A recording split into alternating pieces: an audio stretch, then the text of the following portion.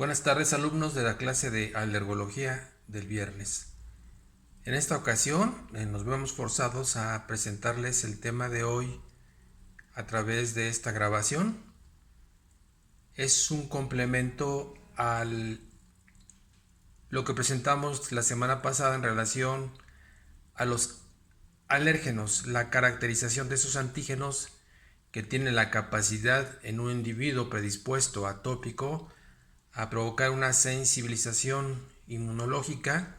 que conlleva que el paciente presente síntomas inflamatorios ante la exposición a estos agentes externos, a estos alérgenos, y manifestando obviamente como síntomas que pueden afectar vías respiratorias, piel, tubo digestivo, etc. y se manifiestan como una rinitis, como un asma, como una dermatitis atópica o una urticaria. Sabemos que existen diferentes tipos de alérgenos, que los hay trofoalergenos, aquellos que ingresan al organismo a través de los alimentos, o los aeroalergenos a través de la vía respiratoria. Sin embargo, hay una situación especial que se da con estos alérgenos en la práctica clínica, porque muchas veces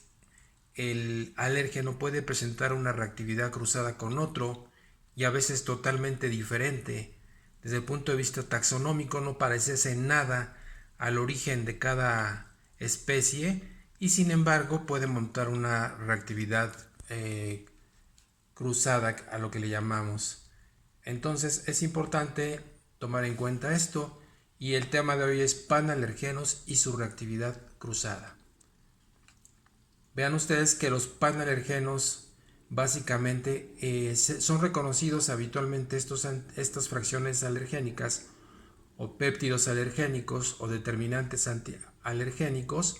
porque es una secuencia limitada de proteína, en este caso de un segmento proteico, en este caso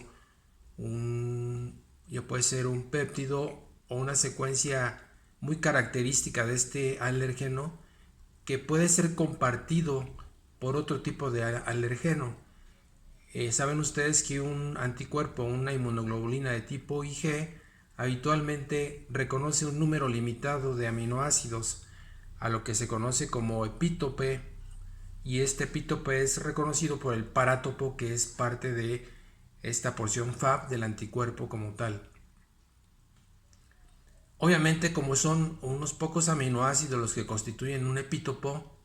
basta que dos proteínas muestren homología parcial en la composición de estos aminoácidos, en la secuencia de estos aminoácidos,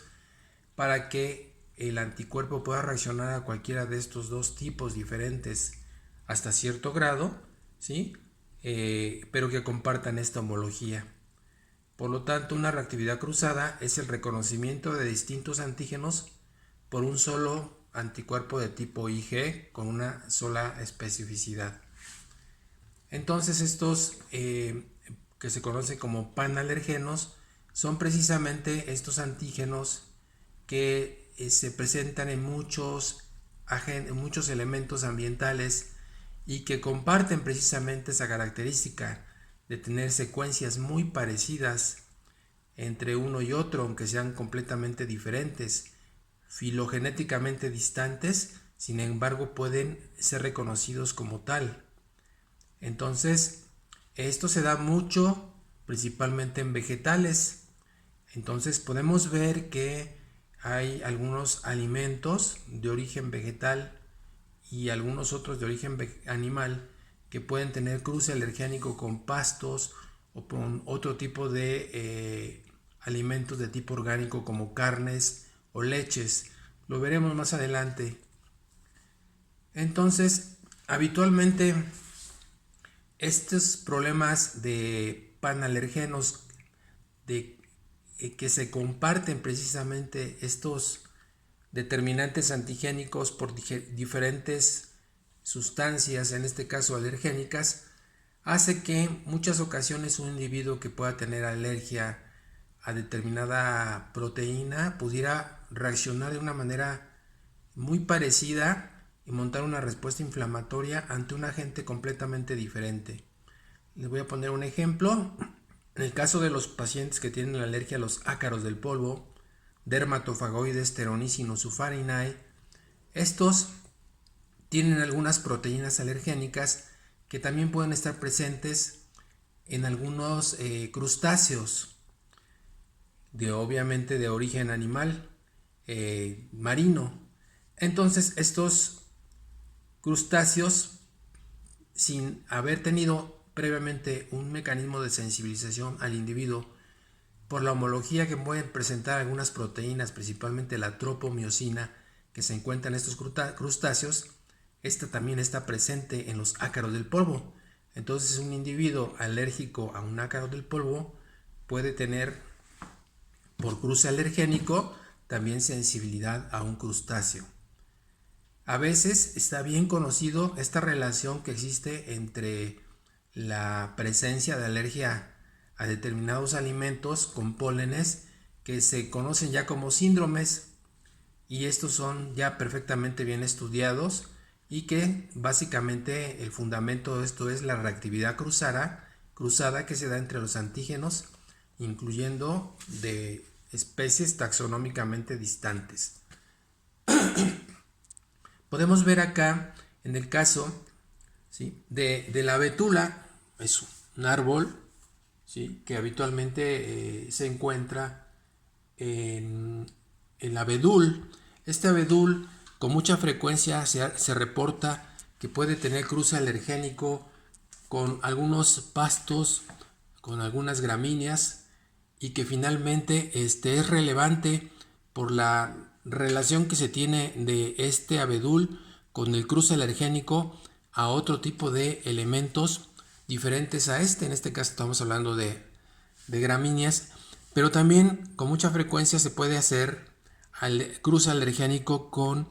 algunos alimentos derivados de la línea de las rosáceas, como son la manzana principalmente, aunque también podemos tener dentro de este grupo de rosáceas a la pera, al membrillo, a la cereza, a la fresa, al níspero, a la frambuesa. Todo este tipo de alimentos pueden estar presentes y tener cruce alergénico en el caso de un individuo sensible que haya hecho una sensibilización alergénica al polen del abedul. Esto es importante, se ha reportado en Europa con mucha frecuencia por la prevalencia que hay de ese árbol en esa región. Sin embargo, en nuestro país también encontramos abedules, no de manera tan frecuente, pero se llega a determinar en algunas regiones del país esta asociación. Algo muy común de esta situación es el síndrome de alergia oral, en donde el individuo al comer algún alimento de estas características, por ejemplo una manzana, pueda presentar una respuesta de tipo inflamatoria local al contacto de la manzana con la mucosa oral, presentándose eritema e inflamación, y el paciente por cruce alergénico puede salir positivo a través de una prueba cutánea al abedul. Ahí tenemos algunas imágenes de una fracción de un bosque de abedules que se caracterizan por son bastante altos, y la corteza está manchada, es blanca y tiene manchas oscuras. Esto lo vemos, les digo, en algunas regiones. Otro tipo de panalergeno son la profilina. Esta profilina es una proteína que tiene que ver con el citoesqueleto de muchas células y que tiene que ver con el crecimiento celular y la germinación del polen. Entonces tenemos también profilinas en árboles, ¿sí?, tan diferentes como el abedul, el olivo, o en plantas o en malezas, y incluso en gramíneas, en pastos, como artemisa, que también llega a presentar una buena cantidad de profilina y que también puede, al ser homóloga en su estructura a otro tipo de pólenes como el de olivo, puede montar una respuesta muy parecida, un cruce alergénico. El otro tipo de elementos que también pueden estar relacionados con esto es, por ejemplo, en el caso de la alergia a soya, naranja, en donde también comparten ciertas proteínas de esas características. Hay otras proteínas que también son muy extendidas en el reino vegetal, y que tienen que ver con las defensas que tiene este reino vegetal ante algunos agentes que puedan dañar a las plantas. Estas proteínas de defensa evitan que la planta pueda presentar lesiones o afectaciones por hongos o por algún otro tipo de microorganismos que pudieran afectarlas. Entonces, por lo tanto, como son proteínas de defensa, están muy extendidas en muchas plantas. Y estas proteínas se caracterizan porque también pueden sensibilizar a los individuos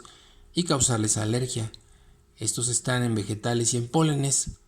Y así sabemos que en ocasiones este tipo de proteínas muchas veces no son resistentes a la digestión proteolítica cuando se ingiere el alimento o al pH que pueda tener, que pueda presentarse al pasar por el estómago, y esto hace que en un momento dado la respuesta inflamatoria no sea localizada nada más a la vía oral, a la primera porción del tracto digestivo, sino que pueda haber síntomas generalizados. Aquí tenemos, por ejemplo, el melocotón, que con mucha frecuencia tiene este tipo de proteínas de transferencia de lípidos y que habitualmente se asocian a reactividad cruzada con otro tipo de alimentos de origen vegetal e incluso algunos árboles también, como el abedul, o en este caso también con árboles como el fresno. La tropomiosina, que ya hablábamos de ella, es una proteína que está en crustáceos y moluscos, pero que también puede estar en algunos elementos como el camarón y los ácaros del polvo, algunos nemátodos y cucarachas. Entonces puede haber alergia respiratoria asociada a la sensibilización a ácaros y al mismo tiempo tener una alergia de tipo alimentario a crustáceos o a moluscos, y que se explica precisamente por la presencia de esta proteína, de este panalergeno, que es la tropomiosina, que está presente en este tipo de elementos. Otro panalergeno frecuente es la parvalbúmina. La parvalbúmina es el alergeno mayor del pescado y está presente en muchas especies de pescado, y eso explicaría el por qué en un momento dado un individuo que es alérgico a la mojarra puede tener alergia a otro tipo de pescado, no de agua dulce sino de agua salada, pero que tenga esta proteína que tiene que ver mucho con el flujo de calcio en el sarcoplasma y la motilidad que tenga este pez en su locomoción, en su desplazamiento en el agua. La parvalbúmina del bacalao con mucha frecuencia fue de las primeras que fueron estudiadas como tal y que se identificaron y que eran muy comunes que presentaran otro tipo de ya decíamos pescados, como la carpa, que también es frecuente que la presente. La biclina es otro panalergeno que está muy presente en las leguminosas. Entonces algunas leguminosas tienen esta biclina, y puede ser que cruza alergénico con, por ejemplo, con el cacahuate, con la nuez o con algún vegetal, por ejemplo, en el caso del apio, que también podría tener una cantidad, aunque sea disminuida, de biclina, pero pudiera estar presente y condicionar también una respuesta de hipersensibilidad. Esto se ve en pacientes y puede presentarse en diferentes aspectos clínicos como síndrome de alergia oral, urticaria, angioedema, rinitis y asma, incluso cuadros tan severos como la anafilaxia. Hay otros síndromes como el síndrome de látex frutas, que se ha descrito la asociación del látex con diversas frutas. Saben ustedes que el látex es orgánico, viene del árbol de Hevea brasilensis, y precisamente es utilizado mucho el látex con fines industriales, y más en medicina se utiliza en diferentes elementos como sondas, guantes, etc. Y con mucha frecuencia pudiéramos tener un síndrome en el que el individuo tenga alergia al látex y al mismo tiempo tenga problemas de alergia a algunas frutas que pudieran también tener precisamente esta proteína, como son el aguacate, el kiwi o el plátano. Cuando se presenta un paciente con estas características, en donde refiere que aparte de tener el problema de la alergia al látex, tiene problemas con estos tipos de alimentos, entonces podemos integrar este diagnóstico nosológico de síndrome de látex frutas. Algunas otras proteínas como las quitinasas de tipo 1, como la aveína, que también está presente, ¿sí?, en el látex, también puede tener cruce alergénico con otro tipo de frutas, como pueden ustedes verlo. Hay otro síndrome que también tiene que ver con estos panalérgenos, que es el de abedul rosáceas o el síndrome de gramíneas rosáceas, en donde obviamente este árbol, el abedul, puede tener un cruce alergénico con algunas frutas, ya decíamos, de las rosáceas, que son la manzana, pera, ¿sí?, durazno, etc. O al contrario, pastos como las gramíneas, que también pudieran tener cruce alergénico con algunas frutas de las que acabamos de mencionar. Aquí tenemos básicamente a las profilinas y a las proteínas de transferencia de lípidos que están relacionadas con este cruce alergénico. Entonces, vean que hay una relación interesante entre la sensibilización a algunos alimentos con respecto a pólenes, y cuando esto se presenta de manera regular, podemos ya integrar como tal el diagnóstico de síndrome que se presenta característicamente. Hay otros síndromes como el del abedul, el apio, zanahoria y artemisa, que el paciente, cuando hacemos la historia clínica y hacemos un interrogatorio, puede ser que de primera instancia nos diga que este tipo de elementos ambientales le están dando síntomas, y lo vamos a corroborar obviamente a través de evidenciar si existen anticuerpos IgE específicos contra este tipo de alérgenos, ya sea a través de pruebas de alergia, pruebas cutáneas en la piel por el método de prick test, o en el caso de que no se puedan hacer pruebas cutáneas en piel, tenemos la opción de determinar anticuerpos de tipo IgE específico en sangre y determinar si existen anticuerpos contra este tipo de alérgenos. Y entonces estos pacientes presentan característicamente síntomas inflamatorios ante la presencia o ingesta de estos alérgenos, que pueden ir desde una reacción leve, localizada, hasta una reacción muy grave, sistémica, que ponga en peligro la vida. Aquí, habitualmente, las proteínas, el panalergeno que está involucrado en este síndrome de abedul, apio, zanahoria, artemisa, son las profilinas. Hay otro tipo de síndromes relacionados ya no tanto con vegetales, sino con alimentos de origen animal, como el síndrome ave-huevo. Este síndrome de ave-huevo es causado por sensibilización a la albúmina del pollo, sérica del pollo, la libetina, que también está presente en la yema del huevo. Entonces el paciente que tiene alergia a la carne de pollo puede también estar sensibilizado por cruce alergénico con el huevo, especialmente con la parte de la yema del huevo. Los pacientes pueden tener síntomas respiratorios y digestivos tras la ingesta del huevo o tras el contacto con antígenos de aves como tal. Habitualmente esto se puede presentar en algunas situaciones clínicas. Primero puede ser a través de la ingesta del huevo, que da síntomas, y posteriormente el individuo por cruce alergénico se hace sensible a las aves, ¿sí?, o viceversa. Otra es en el caso de las glucanasas y las polcalcinas y profilinas, que son también panalergenos, que pueden estar presentes en distintos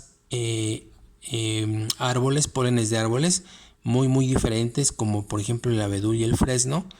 o el árbol del olivo, que es un árbol que pues básicamente crece en ciertas regiones del mundo, como en Europa, en España específicamente, en nuestro país, en la zona norte, Baja California Norte, pues ahí encontramos también árboles de olivo, pero que en un momento dado, si nosotros en la parte central de la República hiciéramos el estudio e incorporáramos al panel de alérgenos de pruebas cutáneas olivo, y siendo que el paciente llega por una probable sensibilización a pastos, nos sale positivo el olivo, pues entonces eso explicaría el que el paciente pudiera presentar una prueba cutánea positiva por el cruce alergénico, y no necesariamente porque el paciente viva en una zona donde exista una gran cantidad de árboles de olivo, o simplemente una zona cercana o una región del país donde pudiera incluso presentarse de manera estacional polen del árbol de olivo, y de esa manera haber sido sensibilizado al mismo tiempo. Sin embargo, si no es el caso, entonces podríamos explicarnos por cruce alergénico. Bueno, y finalmente esta imagen es una imagen de un lugar muy bonito, San Miguel Regla, en el estado de Hidalgo, donde tenemos una gran cantidad de árboles muy hermosos, muy antiguos, sauces llorones. Tenemos una vegetación exuberante en esta hacienda antigua del conde de San Miguel Regla, que llama la atención porque muchas veces nosotros vamos a ciertos lugares a disfrutar de la naturaleza, pero ya como nosotros como médicos, y más sabiendo que existen las enfermedades alérgicas, siempre es importante reconocer la flora de la región y saber en un momento dado cuáles son las características ambientales de ese sitio, en el caso de que un paciente pudiera acceder a nuestra consulta, y de esta manera poder inferir cuáles son los riesgos en cuanto a su hábitat, en cuanto a sus costumbres, en cuanto a su alimentación, para que el paciente, si obviamente tiene esa predisposición genética, o sea, es atópico como se dice, a estos tipos de pacientes que tienen una carga genética para sensibilizarse y desarrollar una enfermedad alérgica, pues ya podríamos desde esos primeros momentos empezar a inferir qué tipo de estudio, qué tipo de abordaje vamos a hacer, qué tipo de panel de pruebas de alergia en piel vamos a utilizar para poder hacer un diagnóstico preciso.